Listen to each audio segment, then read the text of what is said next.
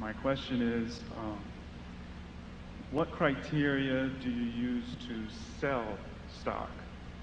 I kind of understand how you buy it, but I'm not sure how you sell. Yeah. Well, the best thing to do is buy a stock that you don't ever want to sell. I mean, and that's what we're trying to do. And that's true when we buy an entire business. I mean, we've bought all of Geico, or we bought all of See's Candy, or the Buffalo News. We're not buying those to resell. I mean, what we're trying to do is buy a business that we will be happy with if we own it the rest of our lives, and we expect to with those. It's the same principle applies to marketable securities.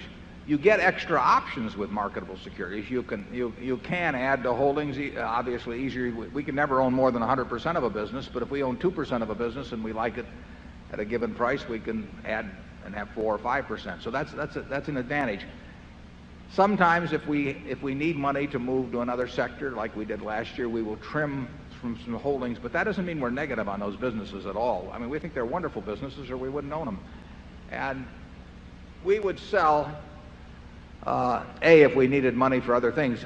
The Geico stock that I bought in 1951, I sold in 1952. It was, went on to be worth 100 or more times, before the 1976 problems, 100 or more times what I'd paid. But I didn't have the money to do something else. So you sell if you need money for something else. You may sell if you believe that valuations between different kinds of markets are somewhat out of whack.